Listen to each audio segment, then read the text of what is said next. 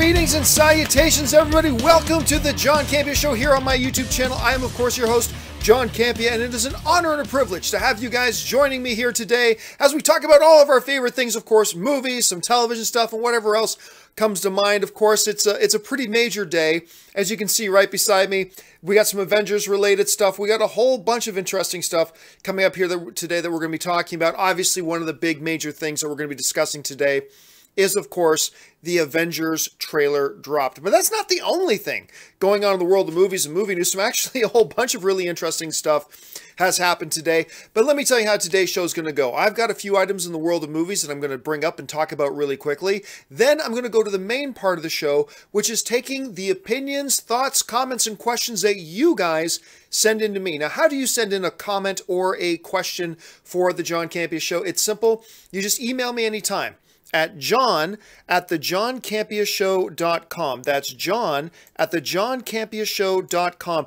Just send on in your question, put the word topic in the subject line, and of course, keep your emails to 90 words or less, or else I'm not even going to bother reading them because I wouldn't even be able to fit them on the screen even if I wanted to. Now, after that is done, we're going to go to the live questions that you guys send in to me, because a lot of you guys are watching live right now, and I'm going to save some time at the end of the show to take your live comments as well. And the way you get a live comment on the show is simply by tweeting to me at John Campea. Just start out a tweet with at John Campea, send it out, and then near the end of the show, I'm going to take as many as I can, and maybe you'll see your tweet pop up here on the bottom of my screen. It's been a long day. I've been up since 5 a.m. this morning because I knew that they were going to drop the new Avengers Infinity War trailer on Good Morning America. That starts at 5 a.m. my time. So I was up at 5 a.m. watching TV, waiting for that damn trailer to drop. So I'm a little bit tired, but I'm going to get through today with your guys' help. All right, with that out of the way, let's start off with topic number one. And topic number one is this. The first major award, at least, Critic Board Awards, has come out, and that is the National Board of Review. They've named their best of for the year, and they have named their best film of the year as the new Steven Spielberg, Tom Hanks, Meryl Streep film, The Post. Of course, The Post is a very timely film. It's all about like the press versus government and all that kind of stuff. And The Post walked away with a couple of major awards. Major award number one, of course, is the most major one. They won Best Picture, so that's good for them. Tom Hanks won Best Actor. Meryl Streep won Best Actress. Best Director went to Lady Bird's Greta Gerwig. Best Screenplay went to The Disaster Artist and Phantom Thread. And Jordan Peele won 2 prizes for Directorial Debut and Best Ensemble Performance. So, look, this is why. This is a great example of why. When we start talking about what's the best picture of the year, we really got to wait till we get into December because some of the very best films open now. I just reviewed 3 Billboards today. That's up. That movie's magnificent. The Post is winning, awards already. We've got The Greatest Showman coming. We got a whole bunch of these other films. So big kudos to The Post. I cannot wait to see this because it's Spielberg, it's Hanks, and it's Meryl Streep. So of course, there you go. Also, in the world of movie news, next topic here, a lot of us have been wondering about this new Mulan live action thing. We haven't heard a lot about it recently, just that they're aiming for a 2019 release date, but it's been very quiet on that front. Well, it's not quiet anymore.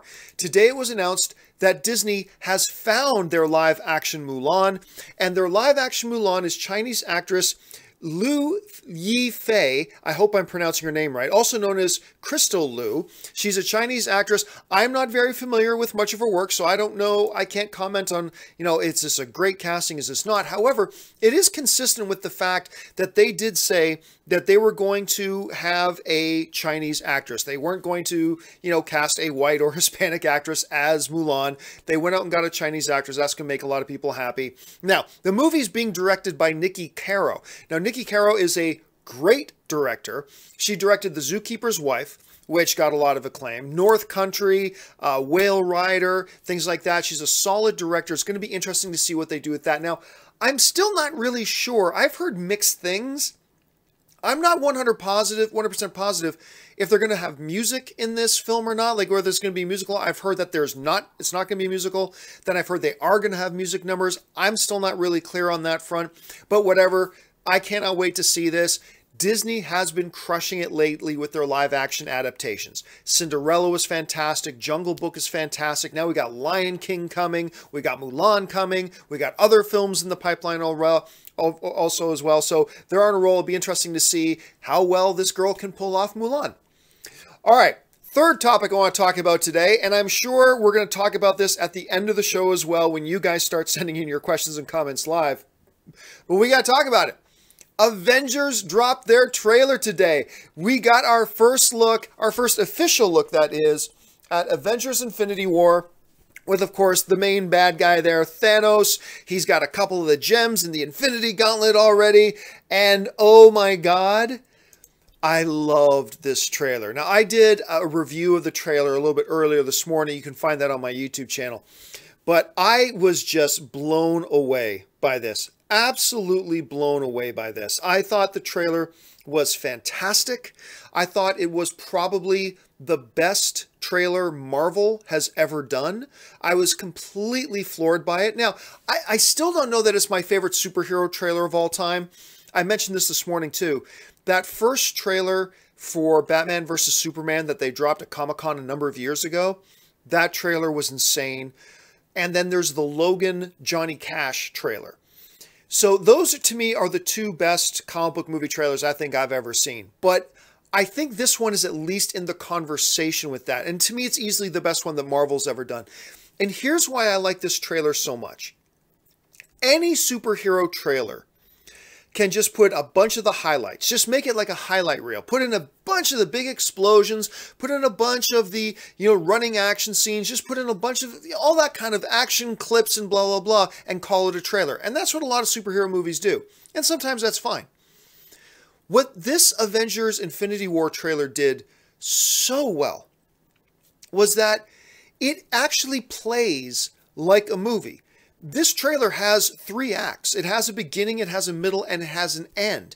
It starts with setup. It gets into development, and then it has big payoff at the end, because we get all of our big money shots near the end of the trailer, right?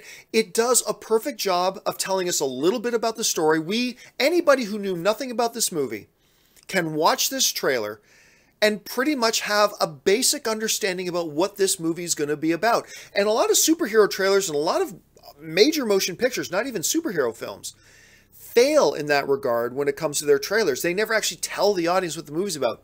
I feel like anybody who even knew nothing about the MCU could probably sit down and watch this trailer and get the basic gist of what this movie is going to be about. At the same time, giving us glimpses of a lot of the heroes, not all of them. Ant-Man wasn't in there. And there's probably 1 or 2 others that weren't there as well. We know Ant-Man's in the movie. We've seen him in the photo spread. But for whatever reason, he wasn't included in the trailer, and that's fine for now. It's just the first trailer. But then it also gave us some big, impressive money shots. Money shots like this one right here, actually seeing Thanos with the Infinity Gauntlet on. One of my favorite, this is probably my favorite moment of the trailer. And I'm a little bit biased because I'm a Captain America guy, okay? But that part of the trailer, when, first of all, we see approximately midnight throw the spear, and of course, Captain America standing there is like, catches the spear, is like, kid, you don't know who you're messing with. I'm Captain America. But anyway, then it cuts to the shot of Black Panther going, get this man his shield. And then the camera pans over, and stepping out of the shadows is Captain America with his Superman CGI beard. No, I'm pretty sure that beard is real. We see Captain America step out of the shadows, and I'm telling you, that moment to me in the trailer, I'm watching that, and I'm just giddy. I'm just like, ah! I'm just freaking out because of that shot, which I thought was just absolute balls. I love that shot so much. But a number of other big shots as well. Like, I love the whole thing about Vision has more of a human form. I love that part where, Vision's pinned down and they're getting ready to extract the gem out of his head. Or maybe they don't. Who knows? We'll have to wait and find out. That great money shot in Wakanda when you got Captain America, Black Panther, Widow, Hulk, Falcon, War Machine, like all going into battle with this huge Wakandan army behind them. It's like, ah! And I'm just like freaking out. It just looked absolutely amazing. I can honestly not think of a single thing about this trailer that I did not like. Honestly, and you know, it's just a trailer. And look, the movie may suck. The movie may be terrible. How often have we seen fantastic trailers to mediocre to sucky movies? It happens a lot. Not a big deal. So sure, that could absolutely happen. But as far as the trailer goes, damn, I love this trailer. This trailer is so good. I'm just kind of freaking out about it a little bit. And again, and I mentioned this in my review a little bit earlier today, and I promise we'll move on to the main questions here in a second, but the whole notion, and I don't like comparing movie to movie, you know, don't make one movie look good by making another movie look bad. I don't want to be that guy, but coming out of Justice League and seeing just how horrible Steppenwolf looked, and then seeing how great Thanos looks, I mean, it's so photoreal that it's outstanding, just outstanding. And it makes me even more excited. But even there's that one shot in the battlefield where Captain America is like throwing down with one of the alien creatures. And that alien creatures, I mean, they just look so good. It's like right out of District 9, Neil Blomkamp like level kind of realistic looking aliens looked fantastic. Like just kind of set the stage for this whole thing. Anyway, I know we're going to talk probably a lot more about this trailer near the end of the show when we get to your guys' tweets. So we will get back to that in just a bit. But for now, I'm going to move on now to the email topics and questions that you guys have sent in to me. And we're going to start it off with question number 1. And question number 1 comes to us from Sam Fisher, who writes, "Big fan. Thank you so much, Sam. Now that the Disney Fox talks are gaining steam, do you think we are the likelihood is of seeing Disney getting X-Men and Fantastic Four back? Also, do you think that this deal violates antitrust/monopoly laws and will be stopped by the government? Thanks for taking my question." Okay, for those of you who don't know what Sam is talking about, obviously, maybe a couple weeks ago, we heard word that Disney and Fox had entered into some conversations about the possibility not of Disney buying Fox, that was a misconception, but rather of Disney buying a bunch of Fox's assets, including their movie division, a lot of their television properties. Fox was still going to exist. Fox was still going to be its own thing, but apparently Fox wanted to focus more on news, sports, and some dramatic television, but not much. But they were looking at selling off some major assets like their movie division, like a lot of their television properties. And Fox, or Disney, I should say, was most interested in getting these things in order to bolster up their upcoming streaming service in 2019. Now, those talks ended and nothing ever happened with it. Now, a report came out on Deadline, and it should be kept really clear here because a lot of people are talking on Twitter right now. It's like, did you hear that it's imminent? Disney is buying Fox. Okay, just take a breath. It could very well happen very soon, but all it was a casual comment made on Deadline saying, "I've heard that the talks have picked back up again." That's all the reporter on Deadline said. That's all they said. So that could be concrete, and we could hear an announcement tomorrow, but I think we shouldn't get ahead of ourselves saying, there's a deal imminent. We don't know that. We don't know that. All that the guy in Deadline really said was that he's heard a rumor that the talks have picked back up again. That's all he said. So let's take him for what he's saying. Also remember, Disney is not buying Fox. They are buying some of Fox's assets. But at any rate, let's get to the question.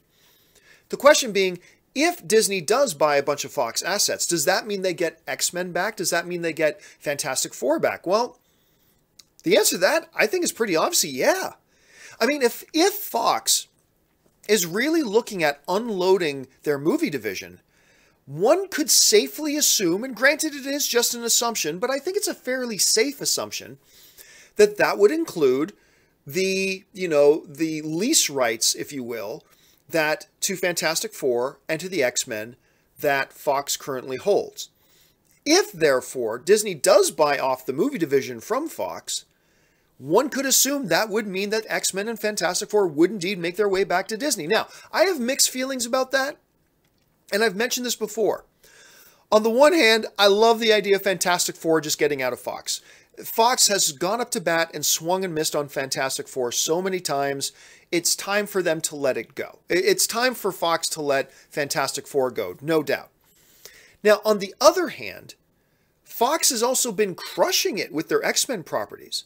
when you're looking at Logan and Deadpool, X-Men Days of Future Past, X-Men First Class. Yeah, like they had X-Men Apocalypse, sure, but for the most part, they've actually really been crushing the X-Men properties lately. And we never would have gotten a lot of these films. We never would have got R-rated Deadpool if it had been under a Disney banner. We never would have gotten an R-rated Logan had it been under a Disney banner. These films never would have happened. So I am kind of excited on one hand that we could get Fantastic Four under Disney, but I don't want X-Men under Disney. X-Men is going to choke. X-Men is completely going to get choked out like lack of oxygen, because Marvel has no intention of giving all their attention to X-Men. They're giving their attention to the Avengers and all these other. They got 3 or 4 films a year planned. When are they going to give us X-Men films? So we'll have to see how it works out, but it looks like if this does happen, we will see them back under Marvel. All right, let's move on to the next question. And the next question today comes to us from Sam Smith. And Sam Smith writes, I am a big fan of the show, thank you so much, and watch every day. I had a question about the X-Men canon. Are all the movies supposed to tie together? It seems inconsistent to me with Professor X dying in X-Men The Last Stand, but being alive suddenly in Days of Future Past and Logan.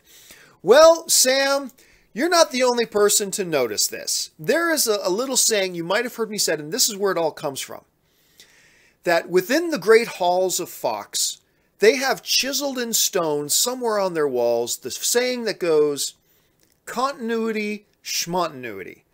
And the reason I've always said that is because clearly Fox does not care about, finer points of continuity. They just don't care.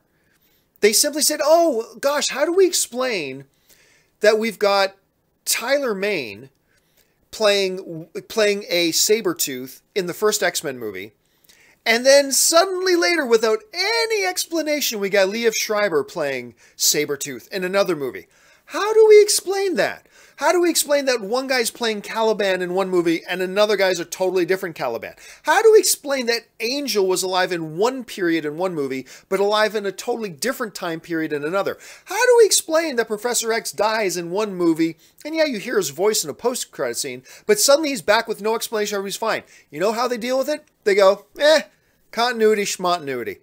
And to a degree, that continuity, schmontinuity philosophy of the X-Men has kind of worked for them. You see, in essence, Fox has kind of gone with their X-Men films. You know what? We're not going to worry about it. We are going to make sure we make our best movies possible. And if that means we break continuity with what we did before, F it. Who cares? Fine. Let's do that.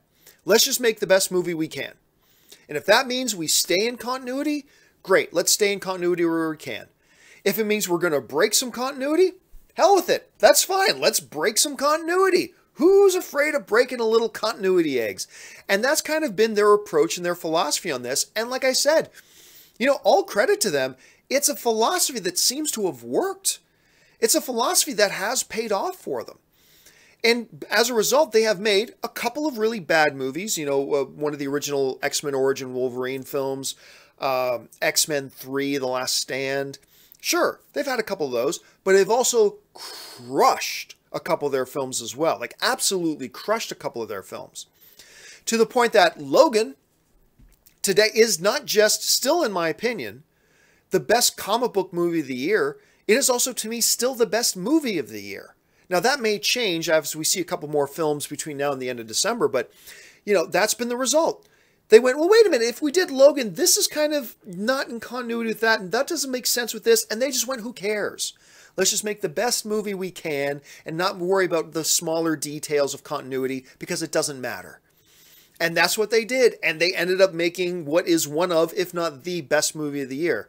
So you're absolutely right when you recognize there are some major continuity inconsistencies in the X-Men films, but Fox, for the most part, has been, yeah, it's all in one continuity, but we don't really worry about it all that much. And it's kind of worked for them. Marvel wouldn't want to do that. DC doesn't seem to want to do that, and that's fine for both of them, but that's been the philosophy Fox has had, and it seems to have worked for them. All right, let's move on now to the next topic. And the next topic comes to us from Micky Bell, who writes, Hey, John. COCO seems to be a game changer in animated storytelling, tackling death, But do you think any animated studio would tackle LGBTQ issues? For example, two male or female love interests. Would parents take their kids to it? Would it be profitable? Is there widespread appeal? All right, thanks a lot for the question, man. And look, like anybody, I saw this question and I thought, oh, well, I'm going to do nothing but get myself in trouble if I try to answer this because no one's going to be happy with the answers I give. But you know what I said? You know what? Who cares? I never give a fuck about whether people like the answers I give or not, as long as you know it's my honest opinion. And remember, the whole point of my show, I'm giving huge preferences and huge asterisks to this. The whole point of my show is not to say things you agree with. The point of my show is for me to simply give you my opinion and try to explain my opinion in such a way that it helps you sharpen your opinion as to why you agree with me or as to why you disagree with me. That's my whole point. My job is to make you better understand your position disagreeing with me or better understand your position agreeing with me, simply by explaining my thought and my opinion on this. So here's my thought on this. Number one, COCO is not about death. All right, death really isn't the topic of COCO at all. They use the whole Mexican tradition of Day of the Dead as their backdrop, but death is not, like, there are some movies that deal with the issue of death. This movie does not. Are there dead characters living in a form of afterlife? Yes, but that's not really what the movie's about. The movie's about family. The movie's about loyalty. The movie's about family loyalty. You know, that's what the movie's about. The movie's not really about death.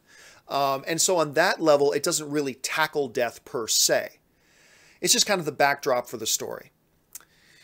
But really, the heart of your question is, could we see, like, studios, animated studios, whether it's Pixar, DreamWorks, or some others, ever want to delve into the LGBTQ stuff? It's tough to say. Here's the big thing against it is this, is that, and you brought this up, kind of suggested this in your email, is that is the market ready to accept something like that? Is the market ready to support something like that? And the answer to that question is, I don't know that it is. Now let's remember, my opinion on this is that the movie studios are not our moral compass. It's not the movie studios' responsibility to make movies that they should make. No, movie studios are a business. They make movies that they think will make money to help them make other movies that will help them make money, to help them make other movies that will help them make money. They are not the moral North Star for us, all right? Nor should they be.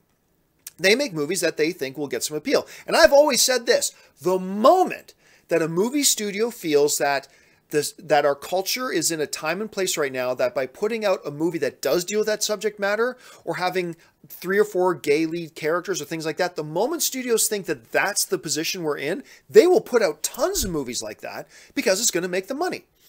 The only reason they don't is because they're not sure it would make them money right now. So you ask in your thing, would a studio want to do it and would the market support it? Those aren't two separate questions. Those are really two parts of the same question. That you can't look at one part of that question without the other. And the way I kind of see it is, I don't know that any studio is really close to making a big investment on an animated movie like that, because I don't think they know that our society's in a position that they would support it yet. The day is coming. The day is coming. And we can make the argument that the day should already be here, but it's probably not yet. But the day is coming, and it won't be that long before studios realize that now our culture's in a place that if they make movies like that, people are going to support it like crazy, and then they're going to start putting out that content. Until that happens, I'm not quite sure that we should hold our breath for it happening yet. And again, look, there's a lot of coulda, shoulda, woulda's arguments that we can make about that, but you know, I'm not trying to address the coulda, shoulda, or woulda. I'm just kind of addressing what is. And at least the way I see it. Maybe I'm wrong. Maybe you have a different perception of the way things is. I'd love to hear your commentary on this. I'd love to hear your opinion. Jump into the comments section and let me know your thoughts. All right. With that out of the way, let's move on now to the next topic. And the next topic today comes to us from John Paul Nunez, who writes, "Hey, John, I'm a huge horror fan, and I've noticed that non-horror fans have a hard time understanding why we enjoy being scared by movies. Why do you think some people enjoy feeling scared when they watch horror movies?" Well, really, for me, it's not all that different from any other movie. Look, here's my philosophy, okay? And some of you have heard me say this before. My philosophy on something like that is this. Movies are meant to be experiential. We go to the movies for an experience.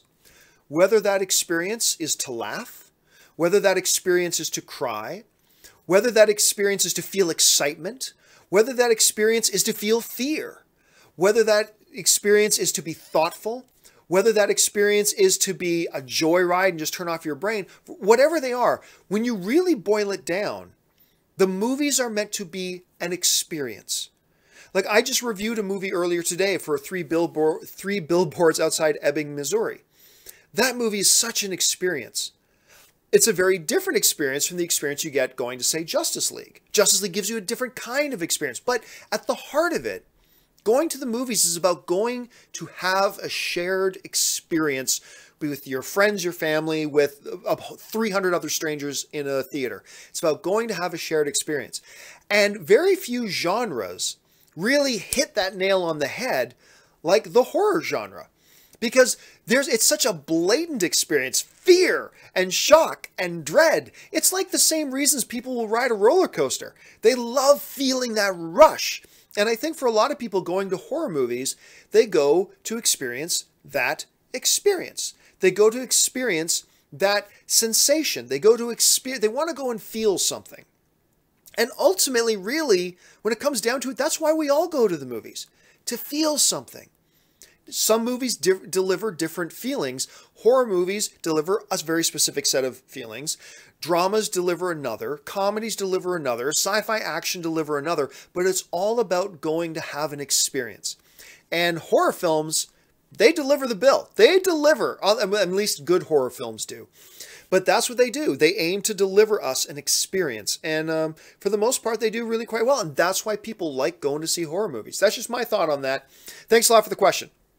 All right, now, we move on to the final email question of the day before we go to your live questions. And the final email question today comes to us from Nathan Oswald, who writes, with Kevin Feige saying that there will be 20 MCU movies after Infinity War, do you think he has any concerns about potentially convoluted timeline plot holes?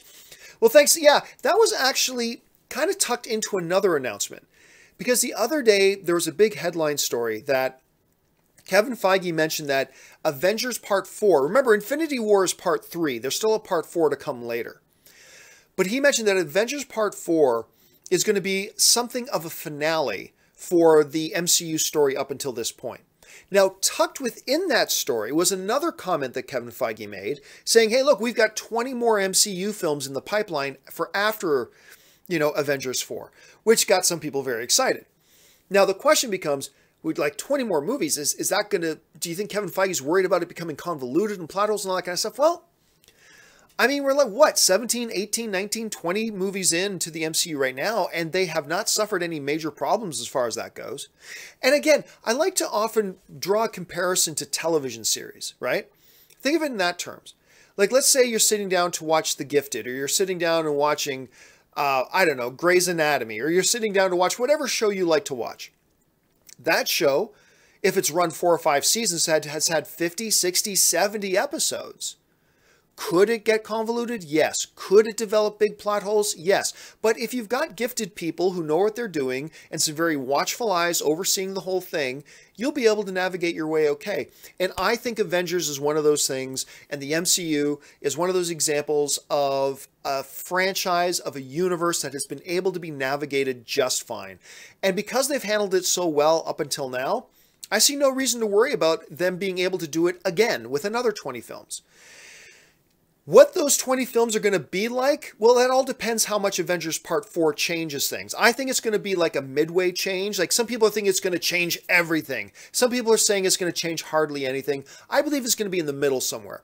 I think we're going to have some major changes, some major things that are staying the same, and then they're going to, leapfrog off that going into the next phase of the MCU with their next 20 films. And it'll be great and it'll be wonderful, and I don't think they're worried about that at all.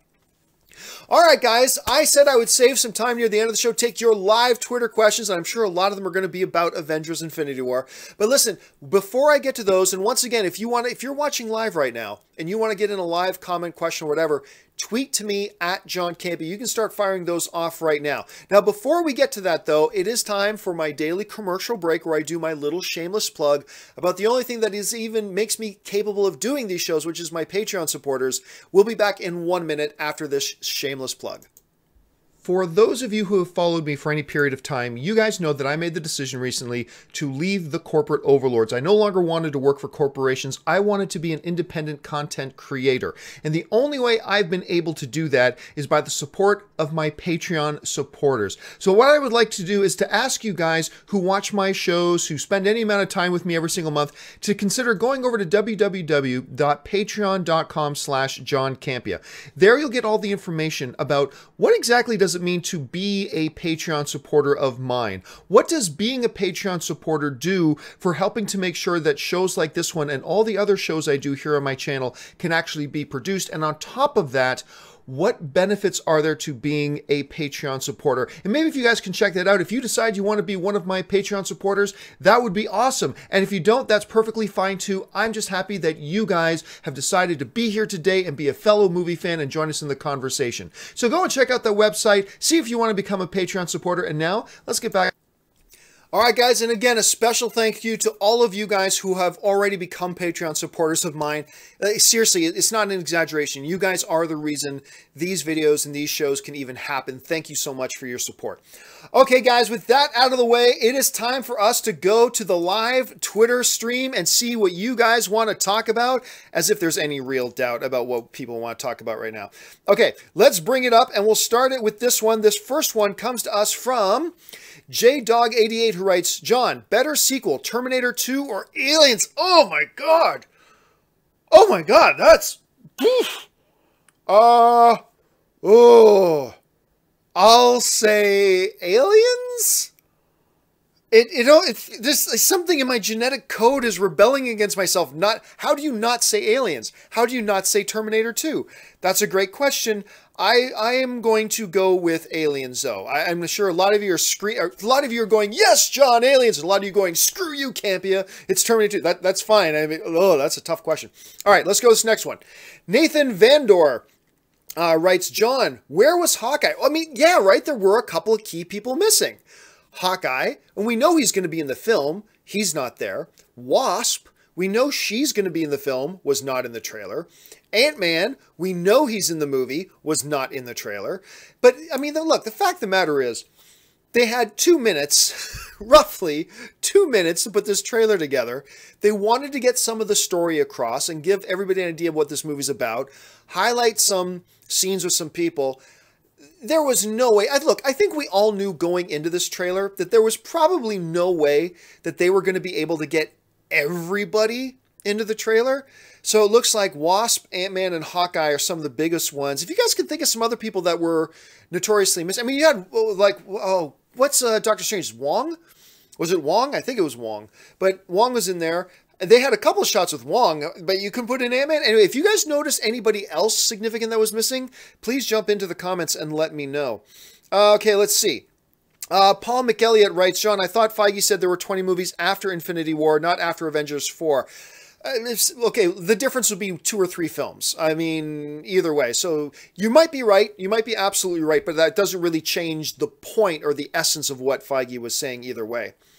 Let's see. This one comes to us from Sev Fernando, writes, John, is James Franco cast in future X-Men movies? Is this true? Well, there was a report out the other day that Franco was in talks to play Multiple Man, and in a possible Multiple Man standalone film, but then also use him in the X-Men universe.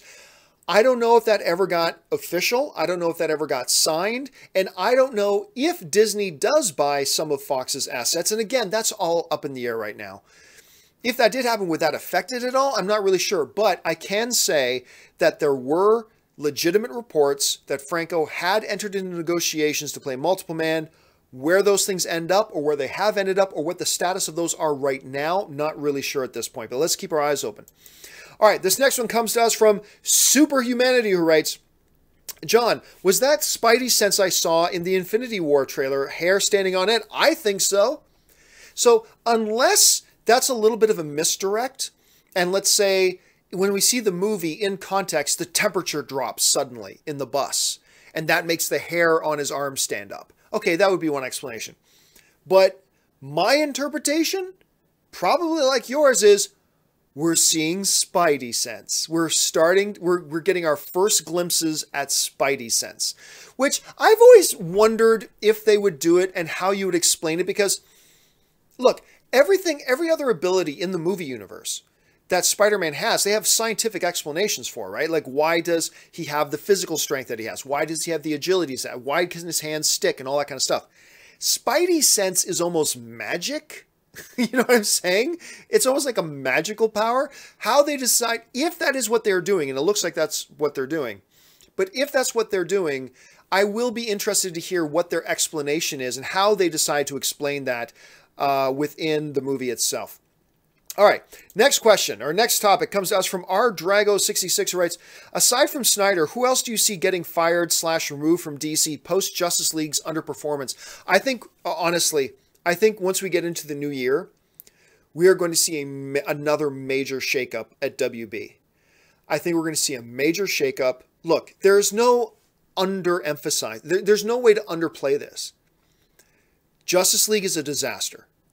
I like the movie. Everybody knows I like the movie. I went to go see it multiple times. I had a good time with it. But it doesn't matter if I like it or not. I still got to look at the facts. This movie should have, in its sleep, been one of the biggest comic book movies of all time, and automatically should have been the biggest DCEU film of all time. And yet, it's the lowest grossing opening weekend of any DCU movie ever, which was a referendum by the fans basically telling Warner Brothers, we don't like the DCEU. I mean, which is unfortunate. And because of that, I think we're going to see a lot of things get shaken up. And look, there's even a lot of things that people are thinking are just automatics right now. Don't think anything is an automatic right now. The only thing that is an automatic right now is Aquaman, because it's already shot. That's it. Nothing else. Don't think for a second that Shazam, despite all the announcements lately, don't think for a second that it's automatic. It's likely. It is likely. I would say, if I had to put $5 on it, do I think Shazam will happen? I would say yes, but it ain't an automatic anymore. If I had to put $10 on whether or not Wonder Woman 2 is going to happen, I would obviously put my money on it that it's going to happen. But even Wonder Woman 2 isn't automatic anymore. This is a disaster, and they need to fix it. And they might take some extreme measures. We'll have to just wait and see how that all kind of comes about. Let's see. This next one comes to us from Heinz Zilva, writes, John, what do you think the overall story arc could be for the next 20 movies? Honestly, I don't know if they'll have an overall story arc. I think they'll go more individual and have mini main plots throughout it. I don't see one overarching 20-film story arc. I don't think that's the way they'll go this time around. Let's see. This next one comes to us from Trevor Valentine, who writes, John, if Disney / Marvel obtains the X-Men rights, do you think they should / would keep Ryan Reynolds as Deadpool? They'd be foolish not to. Look, Reynolds is born to play Deadpool. Look, and I've always said this, every actor is replaceable because there's other fantastic actors out there. But replacing Ryan Reynolds as Deadpool is a tall order. Don't try to fix what isn't broken. Anyway, next comes to us from Gore Obsessed writes, John, what do you think about Daisy Ridley not wanting to be Rey after episode 9? I haven't really heard that. I saw some people tweeting that around. I don't know anything official about that. I highly doubt that that's the case. Look, as wonderful as Daisy Ridley is, she has to know that without Star Wars, she would still be a nobody. Like, she would not have any fame or fortune, and she would not be having other people offering her movie roles right now were it not for Star Wars. And she doesn't seem like an ungrateful slob to me, so I doubt that that's the case. I have a feeling it might be her words being taken out of context. All right, let's go to the next one. And this next one comes to us from Max69 Curtis, who writes, John, Justice League is at almost $500 million at the box office. How much does it have to make to avoid being a complete disaster? $700 million. $700 million makes it that it is not a financial disaster. Because at $700 million, they're pretty much assured that they're at least going to break even. The problem is, even at $700 million, the project is still a disaster. Because it's Justice League. We should be, look, I know I say this all the time, but we should be having conversations about, is it going to hit $2 billion? That should be the conversation surrounding Justice League. When a Justice League movie comes out, the conversation should be, Will it be the fourth member of the $2 billion club? That should be the conversation. Not, oh my God, will it even hit 700 million? That should not be the conversation when you're talking about Justice League with Superman and Batman and Aquaman and Wonder Woman and Cyborg, and you got open doors for Green Lantern to come in, or Martian, whoever else you want in there. That should have been the conversation. $2 billion. That should have been the question on everybody's mind. Will it hit 2 billion? Will it hit 2 billion? Will it break the opening weekend box office record? Those are the questions that a Justice League movie should have had. But because it was so divisive amongst the fans, you've had 3 out of the 4 movies so far that the critics have disliked and audiences have been split on. Because of all that, we're in a situation now where we're like, can Justice League break even? That's a disaster. The fact that we even have to ask that question is a disaster. And it's unfortunate because the movie's actually pretty good, in my opinion. But instead of asking the question, how monumentally successful is it? We're asking the question, oh my God, is it even going to break even? So they may avoid being a financial disaster by hitting 700 million. I still think 700 million is within the realm of possibility. But even if it hits 700 million and it's not a financial disaster, the Justice League experiment itself is an overall disaster because, oh my God, can you imagine? Walk into a room of diehard DC fans. Not even like the brain-dead zombie corporate slave DC. I mean, just good, honest, heartfelt DC fans. Imagine walking into a room filled with heartfelt, honest, really good, just solid DC fans 2 years ago and saying, hey guys, when Justice League comes out, it's not even going to break 700 million. You would have been tarred, feathered, laughed out of the room. You would have been blah, blah, and I would have been tarring and feathering and laughing at you too. Because that's a ridiculous notion, and yet here we are. Anyway, I could ramble on and on and on about that, and I shouldn't at this point. But hey, today's an Avengers Day. Today's a good day. Okay, let's try this. Brummy Balehead writes, John, do you think we'll get a sequel to Alien Covenant? I don't think so. I think that's I think it's done. I think they're done on that one. It was too bad because I kind of liked Alien Covenant. Next one comes to us from Andy 36363667 says, John, Spidey sense was in Civil War, John. He sensed when Bucky was throwing something at him. No, that wasn't Spidey sense. That wasn't Spidey sense. Spidey sense is not just, ooh, my senses are tingling. Like I said, it's almost akin to a magic power. He has great hearing. He has great reflexes. He has great combat awareness. That's not Spidey sense. I know I've argued with some people who have screamed at me over that. I'm sorry, that wasn't Spidey sense. That was heightened senses, absolutely. But heightened senses is not Spidey sense. I think what we are seeing in the Avengers trailer is Spidey sense, but we'll have to wait and see about that. Or maybe it's just an issue of semantics and I'm, splitting hairs. Who knows? Maybe I am. Let's see. 7Eduardo7 writes, John, Infinity War box office prediction, assuming 90+ Rotten Tomato score. Well, first of all, don't assume a 90+ Rotten Tomato score. Never assume that. What will its opening weekend be? I'm going to put Avengers Infinity War at $214 million. I will put $214 million, which would, by the way, make it the biggest opening in Marvel history. Remember, Avengers Age of Ultron, which also had fantastic trailers. Remember that No Strings on Me trailer? I mean, everybody was going bonkers for that. That movie made like, what, 189? No, 190 something million? What did that... Avengers Age of Ultron made $198 million opening weekend. I think, and Marvel's Avengers did 228. So, sorry. It did 228. I'll say it does 230. I'll change my mind. I'll go 230. I don't think it'll break the record by Star Wars The Force Awakens at 254 million. Because, again, just let's look at the data. The first Avengers made so much. Age of Ultron came out, it made less.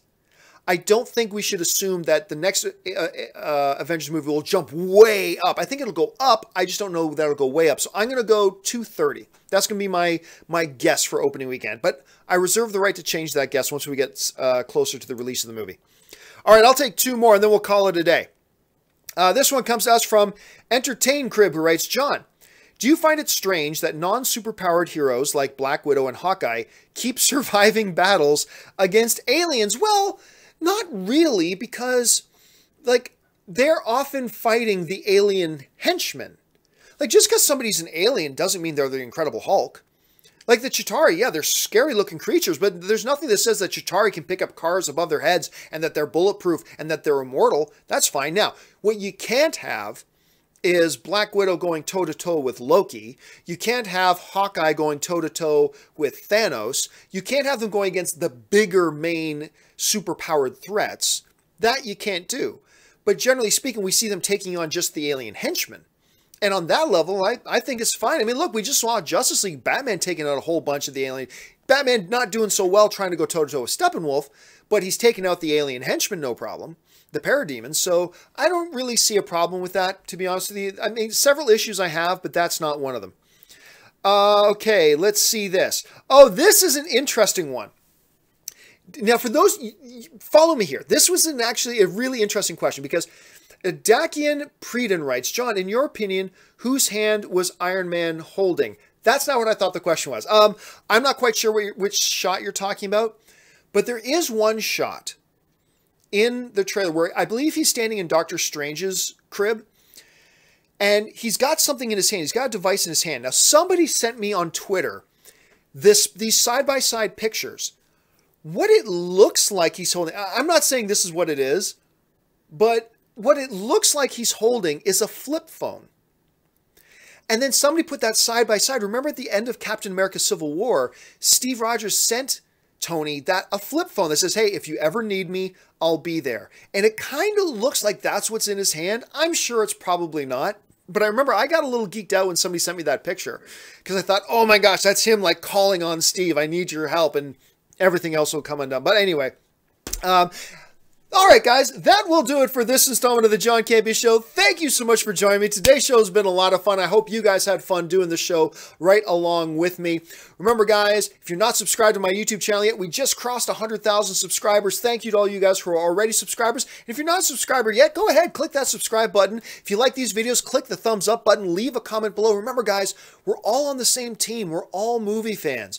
You might like one movie, somebody else might like another, and we can engage in these great fun debates and arguments and disagreements. That's wonderful. We can do it passionately.